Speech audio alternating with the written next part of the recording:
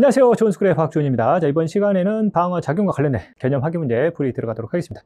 여러분들 교재 140쪽과 141쪽에 나와 있는 개념 테스트는 여러분들이 직접 해보시고요. 142쪽부터 이어지는 개념 확인 문제 풀이 들어가도록 하겠습니다. 자, 첫 번째 문제는 질병에 대한 종류를 구분할 수 있느냐, 그 다음에 질병의 종류별 병원체의 종류, 그 다음 특징들을 구분할 수 있느냐, 가장 대표적인 문제고, 실제 모의고사형 문제가 이런 식으로 출제가 되는 게 가장 기본이 된다는 얘기죠. 그치?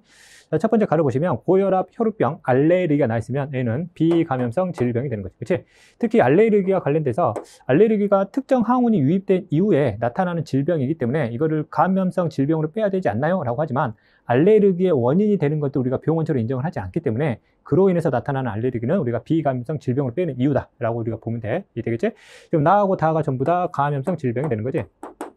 감염성 질병 중에서도 원인을 찾아야 되겠지? 병원체에 대한 종류를 찾으라는 얘기야. 나를 보면 결핵하고 탄저병 우리가 반드시 꼭 외워서 가라고 그랬지? 뭐가 원인이다? 세균이 원인이 되는 거고, 독감, 홍역, 광견병은 다 외우더라고 그랬어. 뭐 바이러스다.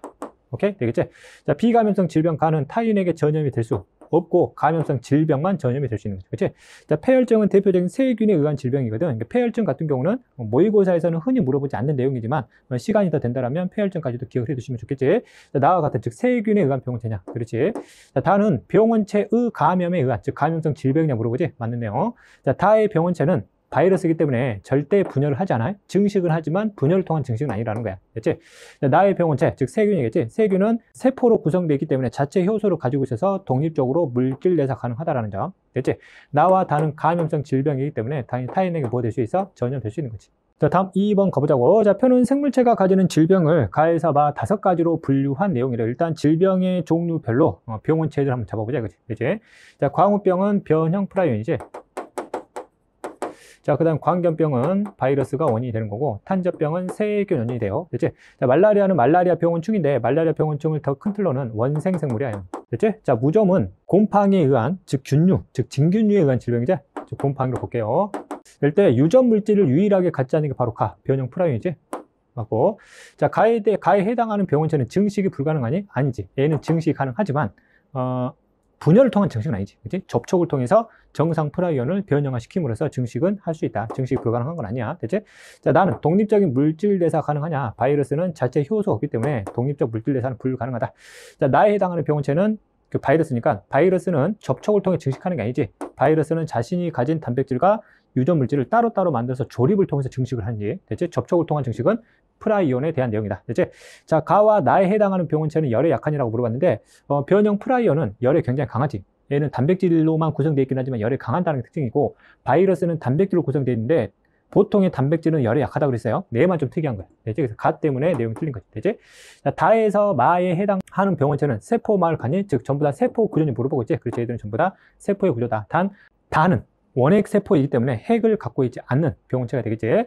자, 7번 라하고 마에 해당하는 병원체는 역시 핵을 가지고 있는 진핵 세포로 구성되는 병원체가 되는 거고, 다는 나보다 크기가 크니 물어봤지. 여기 순서로 가는 게 개체 하나의 크기라 보면 돼. 이쪽에서 다는 나보다 크기가 크다 맞는 내용이고, 항진균제로 치료할 수 있는 병원체는 균류제, 곰팡이와 같은 균류들을 치료할 때 항진균제로 치료할 수 있기 때문에 여기 마에 해당되겠지. 마.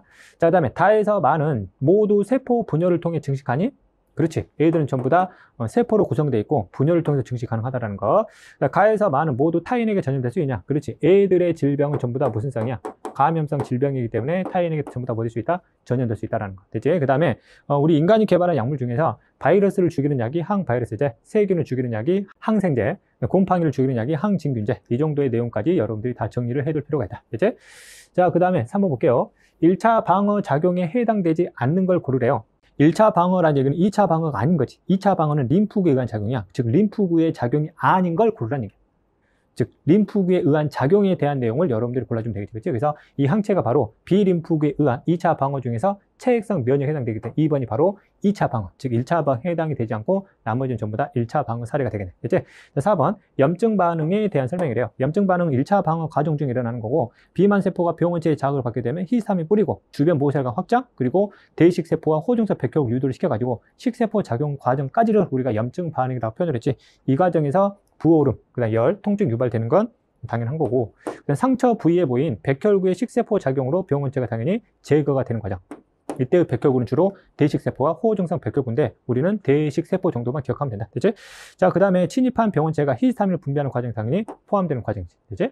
자, 5번 가보자고. 자, 인체 방어 작용에 대한 설명으로 OX 문제예요. 자, 1번 보면 1차 면역 반응은 2차 방어 작용에 포함되니 그렇지. 1차 면역은 2차 방어 중에서 체액성 면역의 대표적인 하나의 사례가 되는 거지. 그렇지?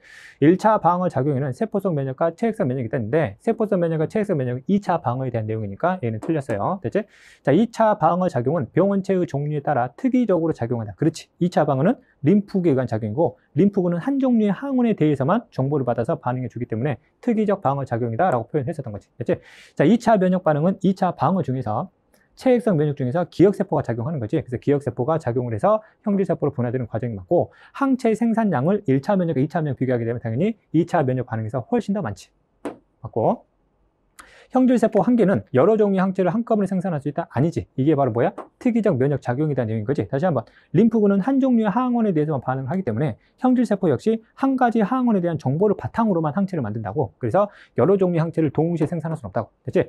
자, 항원이 침입하면 T림프구가 B림프구를 활성화시키니 그렇지. 항원이 침입하게 되면 대시기를 통해서 보조 T를 통해서 이 정보가 B림프로 넘어가서 B림프가 활성화되는 거죠. 그렇지? 정확하게 얘기하면 보조 T림프가 되겠지.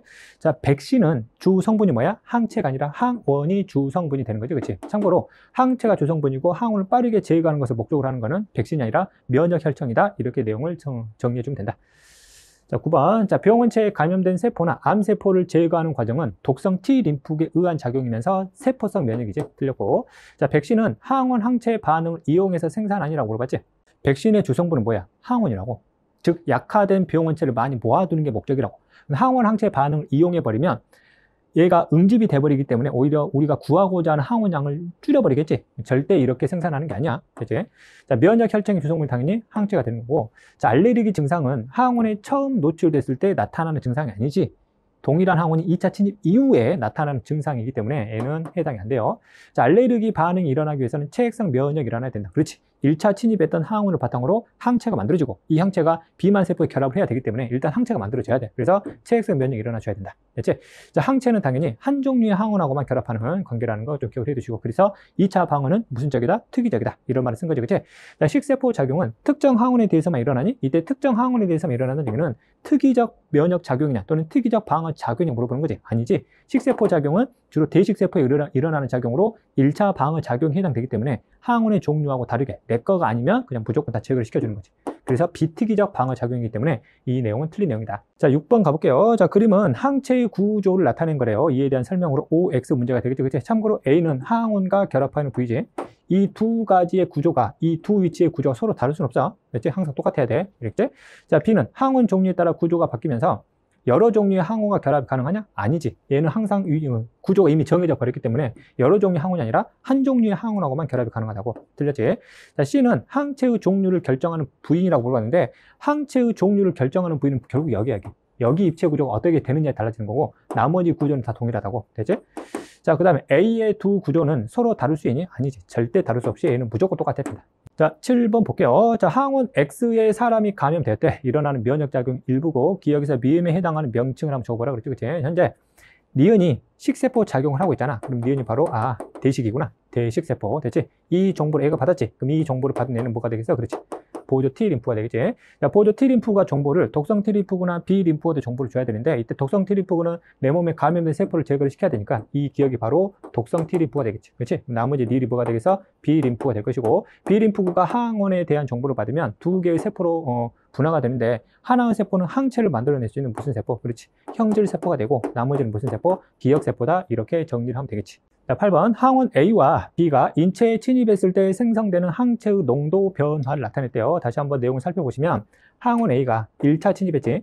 1차 침입했다는 얘기는 이전에 항원 A에 대한 기억세포가 존재하지 않은 상태였다. 됐지? 그러면 첫 번째 과정은 당연히 항원 A에 대한 항체가 만들어지겠지. 그럼 이 항체를 쫓아가 보면 이게 X라고 X. 그럼 이 X가 항원 A에 결합하신 항체구나. 그 다음에 여기 1과정은 항원 A에 대한 몇 차 면역 과정이구나. 1차 면역 과정이구나 라는 걸 우리가 확인할 수 있는 거고 항원 A가 여기 1차가 아니라 2차 침입이 되겠지. 항원 A가 2차 침입을 했을 때 A보다는 빠르면서 많은 양이 만들어지고 있다고. 그럼 여기는 몇 차 면역이, 그렇지, 2차 면역이 일어나고 있구나. 즉 무슨세포가 작용했구나, 기억세포가 작용했구나. 이렇게 우리가 내용을 이해할 수 있겠지.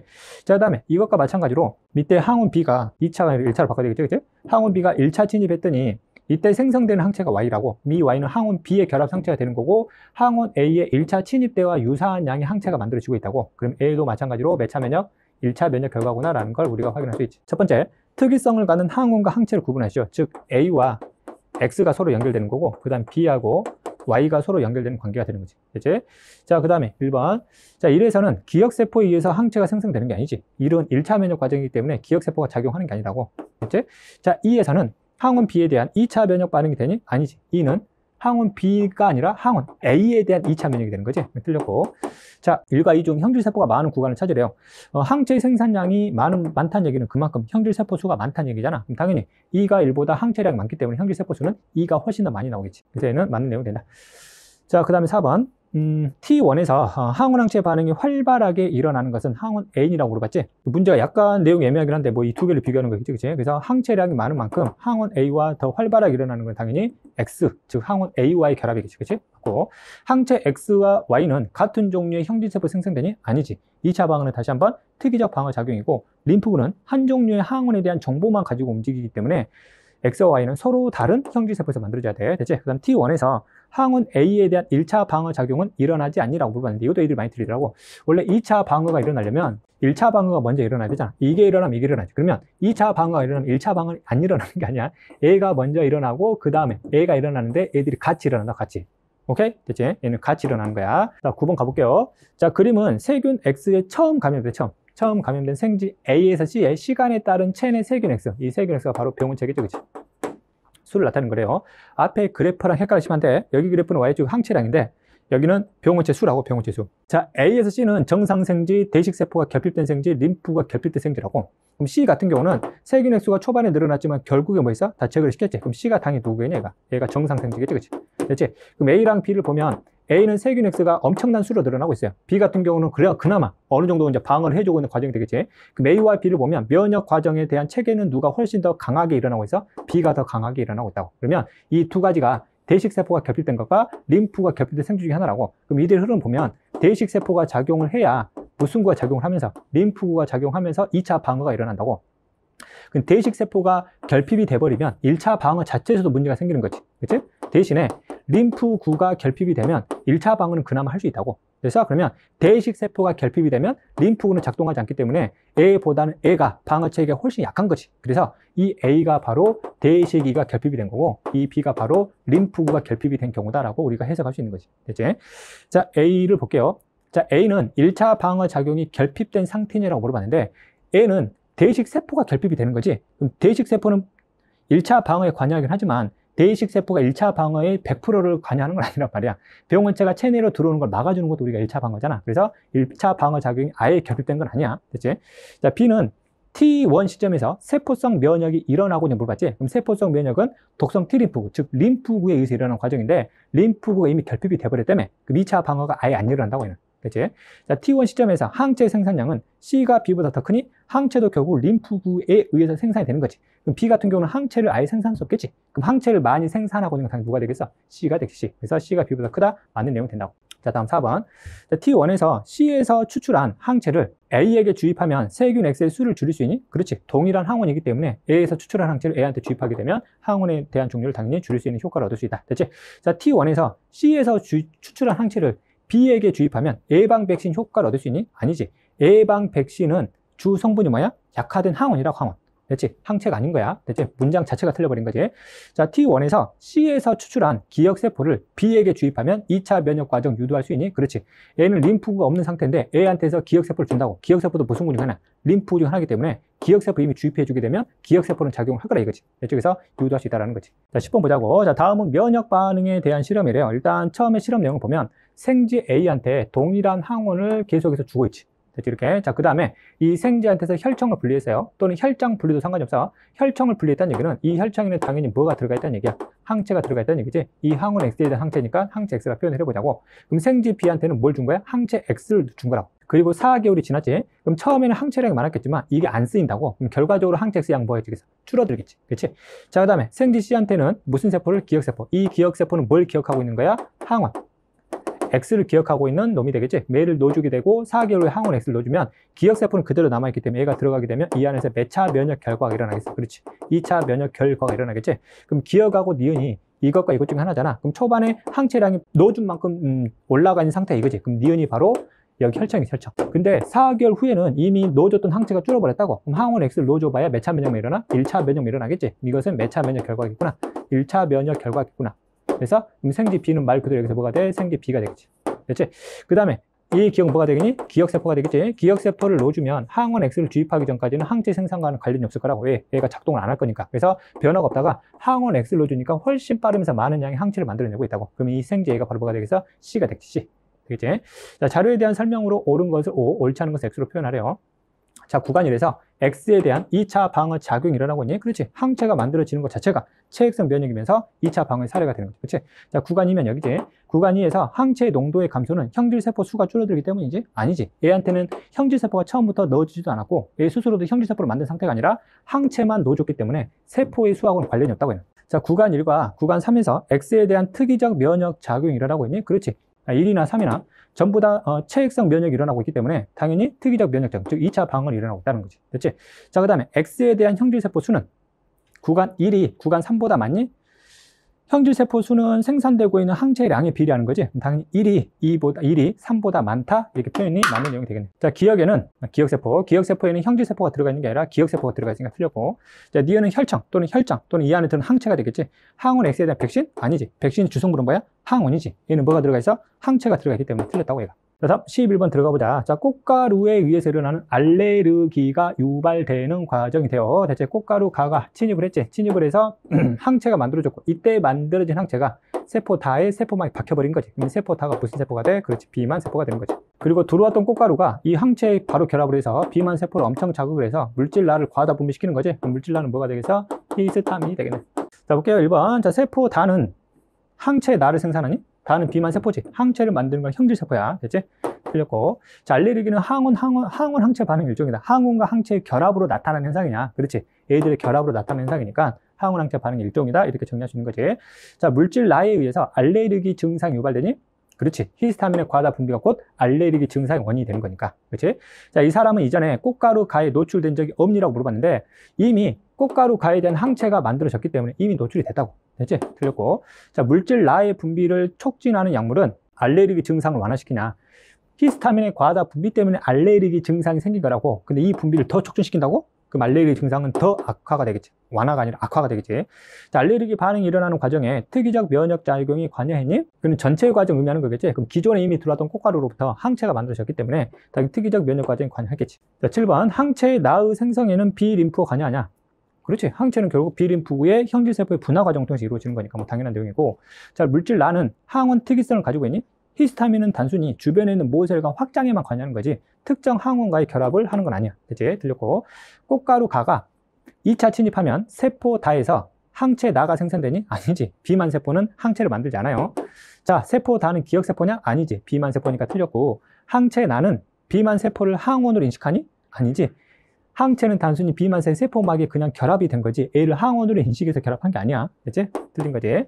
자, 12번 보자고. 자, HIV 감염에 의한 HIV 수, HIV 항체, 그 다음 T세포의 수. 이때 T세포를 하게 되면 당연히 보조 T 림프를 의미하겠지. A, B, C 중에 이 내용 우리가 찾아야 된다는 얘기가 되겠지. 그치?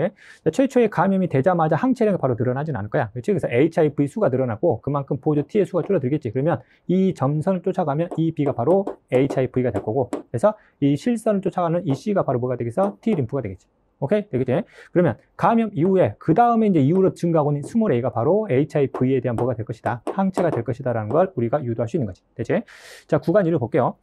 구간 1에서 HIV에 대한 항원 항체 반응이 일어나고 있니? 구간 1을 보니까 HIV 수가 줄어들고 있고 그만큼 항체량이 늘어나고 있지, 그치? 항체가 늘어난 만큼 얘가 줄어들고 있는 거니까 당연히 항원 항체 반응이 일어나는 결과다라고 우리가 이해할 수 있을 것이고, 자, 구간 1에서 HIV에 의해 T 림프구가 감싸고 있니? 구간 1에서는 오히려 T림프구가 늘어나고 있어요. 구간 1은 항체에 의해서 HIV 수가 오히려 줄어들고 있는 과정이니까 그래프 해석상 맞는 내용은 아닌 거지, 그렇지? 자, 구간 1에서 HIV 항체를 생산하는 형질세포가 생성되니, 그렇지? 1에서는 항체가 계속 만들어지고 있잖아. 그럼 당연히 이를 생산하는 형질세포가 계속 만들어지고 있다는 뜻이 되겠지, 그렇지? 자, HIV에 감염되면 즉시 면역 결핍 증상 생기냐? 면역 결핍 증상은 보호조 T림프구가 완전히 사라져야 돼. 그래서 보호조 T림프구는 계속해서 존재하고 있는 과정에서는 면역 결핍이 일어난 건 아니라고. 이때 면역 결핍은 정확하게 2차 방언인 후천적 면역 결핍 증상 물어보는 거기 때문에 그렇진 않지. 이후에 이 C가 완전히 사라져야 여기에서 후천성 면역 결핍증이 나타난다 이렇게 표현하는 거지. 그치? 바로 이런 효과가 나타나는 건 아니야. 자, 그 다음에 T림프구의 수가 감소하더라도 B림프구에 의한 면역 기능 유지되니 아니지. 보호조 T의 숫자가 줄어들기 시작을 하면 당연히 이의 정보를 받아야 되는 B림프구도 영향을 받을 수밖에 없다. 자, 그 다음에 T1과 T2 중에서 감염성 질병에 더 취약한 시점이 어디냐? 그렇지? 그럼 결과적으로 T2는 아예 거의 뭐가 사라져 버렸어. 보호조 T림프가 거의 사라져 버렸지. T1은 그래도 아직 뭐가 있단 말이야. 보호조 T림프가 아직 그대로 있단 말이야, 이거. 그래서 그러면 T1은 T2보다는 그래도 2차 방어는 계속 일어나고 있는 과정이고, T2는 2차 방어 거의 무너져 있는 상태이기 때문에 결과적으로 감염성 질병이 취약한 시기는 뭐가 되겠어? T2가 될 거라고. 그래서 T2에서 더 잘 걸리겠지, 그렇지? 자, 항생제를 사용한대요. 항생제는 뭐 제압하는 거야? 세균 제압하는 거지. HIV는 바이러스야 관련이 없어요. 자, 그 다음에 HIV 감염 이후에 세포성 면역 능력이 감소하니 HIV가 감염이 된 이후면 결과적으로 보호조 T의 숫자가 줄어들게 되고 이에 대한 정보를 받아서 독성 T림프구가 세포성 면역을 수행을 해야 된다고. 당연하겠지만 세포성 면역 능력이 당연히 뭐겠어? 감소하겠지. 됐지?